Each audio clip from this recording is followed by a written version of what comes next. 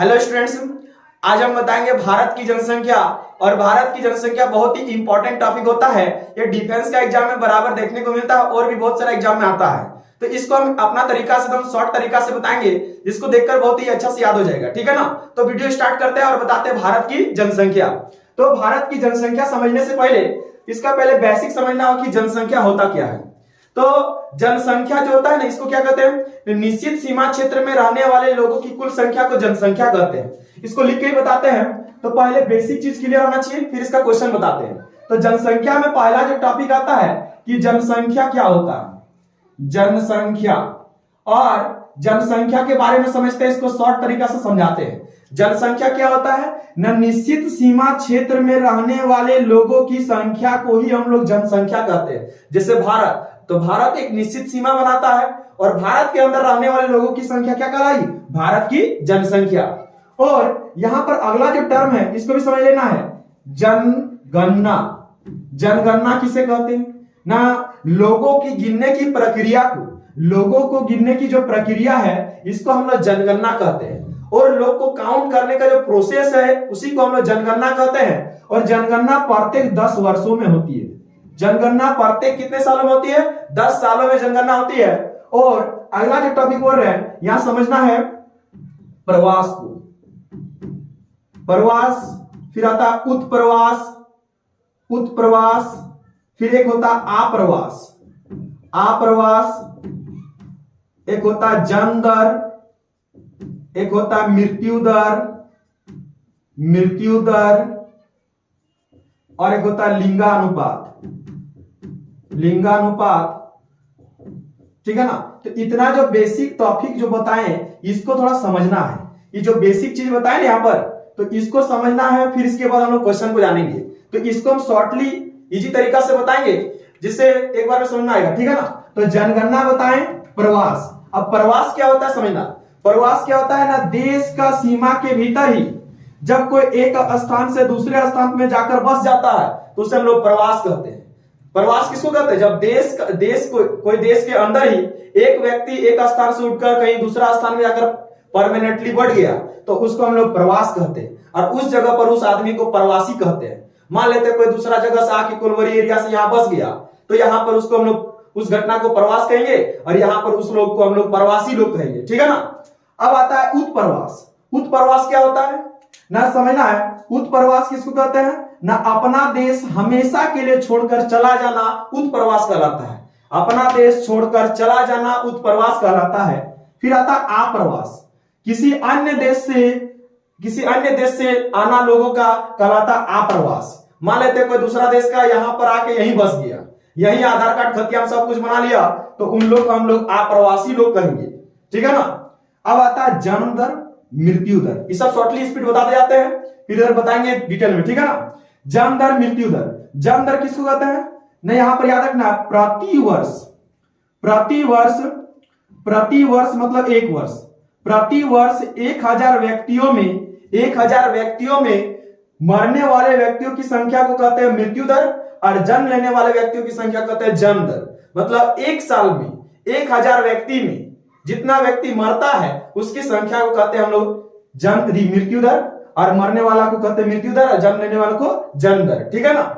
मतलब याद रखना 1000 पर चलता है। जन्म दर मृत्यु दर 1000 पर चलता है, और परसेंटेज इस तरह 100 पर चलता नहीं, 1000 पर चलता है। और जन्म दर मृत्यु दर समझना है कि जन्म दर अधिक होने से जनसंख्या बढ़ती है। मतलब जन्म दर मृत्यु दर जनसंख्या को प्रभावित करने वाला घटक है। अब आते हैं लिंगानुपात। लिंगानुपात किसको कहते हैं ना? 1000 पुरुषों में महिलाओं की संख्या के अनुपात को हम लोग कहते हैं क्या? महिला के अनुपात की संख्या को हम लोग कहते हैं क्या? लिंगानुपात। मतलब 1000 पुरुष में देखा जाता है औसत में कि कितना महिला है, उसकी संख्या के अनुपात को हम लोग कहते हैं लिंगानुपात। तो ये रहा हम लोग का बेसिक टॉपिक। जनसंख्या, जनगणना, प्रवास, उत्प्रवास, आप्रवास, जन्म दर, मृत्यु दर, लिंगानुपात। तो यहाँ पर जनसंख्या क्या बताए थे? निश्चित सीमा क्षेत्र में रहने वाले लोगों की संख्या जनसंख्या, लोगों की संख्या ही जनसंख्या होती है। और जनगणना किसको कहते हैं? जनगणना गिनने की प्रक्रिया, गिनने की प्रक्रिया को ही हम लोग कहते हैं क्या? जनगणना। और प्रवास किसको कहते हैं ना? देश का सीमा के भीतर एक स्थान से कोई दूसरा स्थान में जाकर बसता है तो उसको हम लोग प्रवास कहेंगे।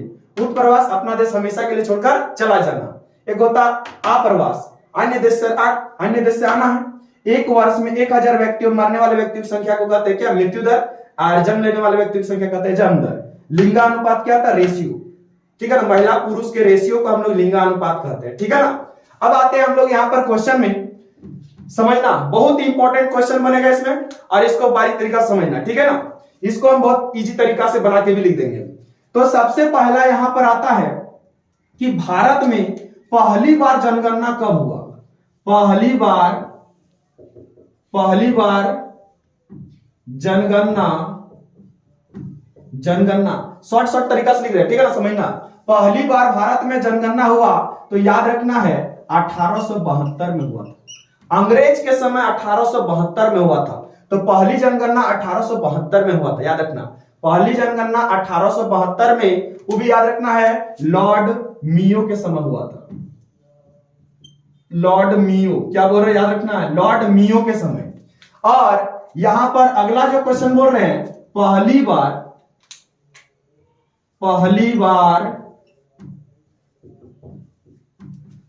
बार नियमित जनगणना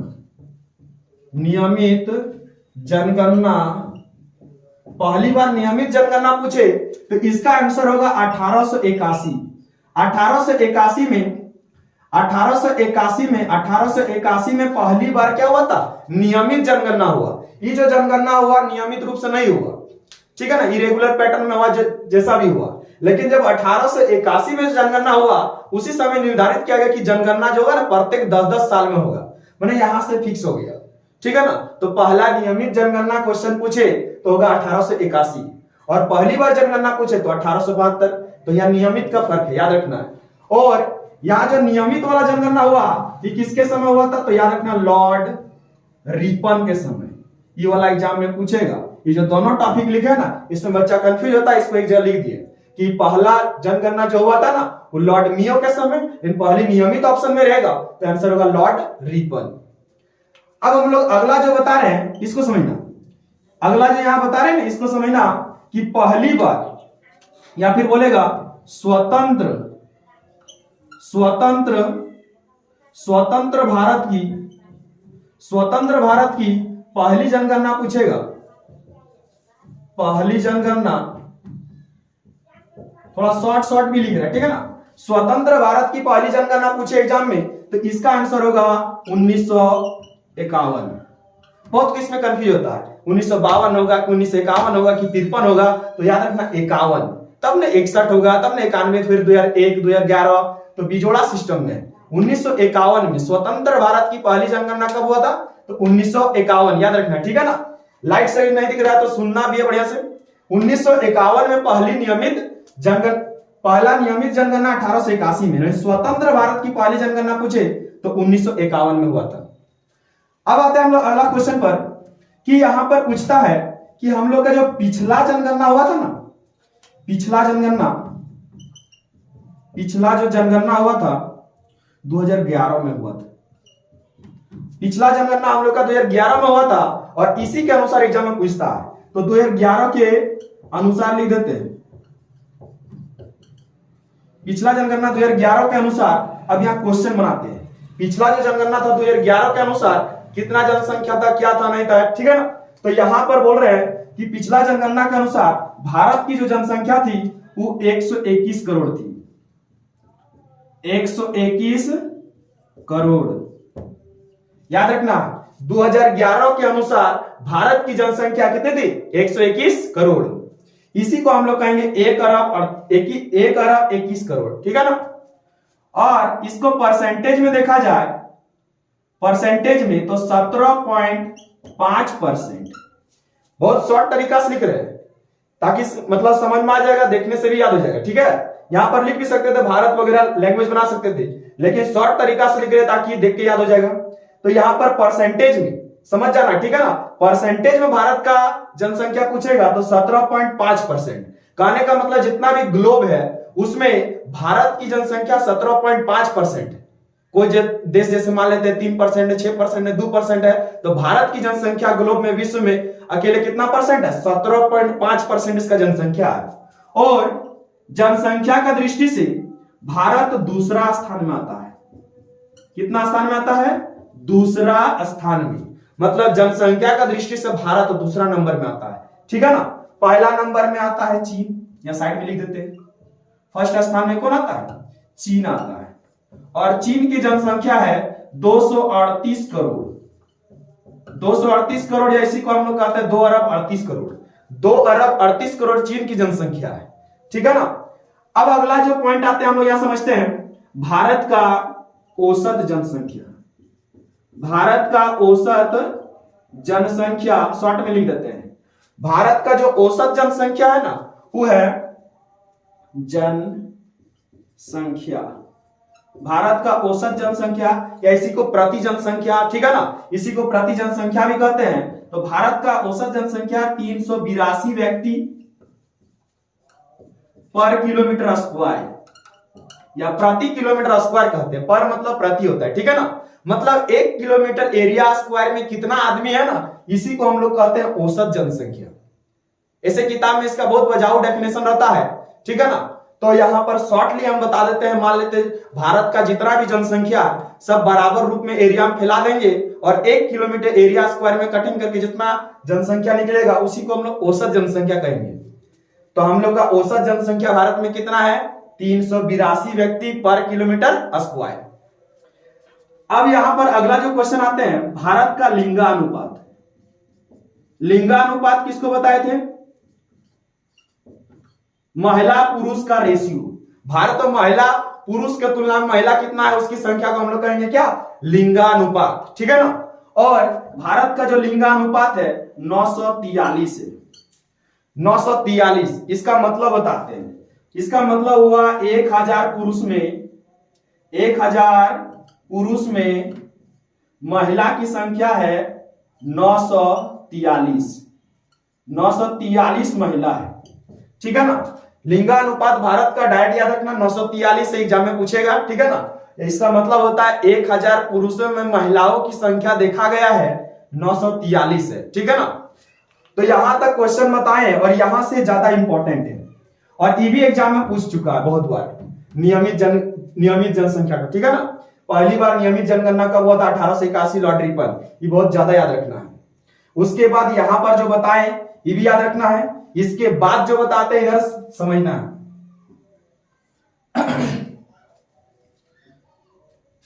तो यहां पर आते हैं, इस पैटर्न को समझना है, ठीक है ना। हम यहां लिख देते हैं इस तरीका से कि भारत में सबसे अधिक जनसंख्या कहां है? सबसे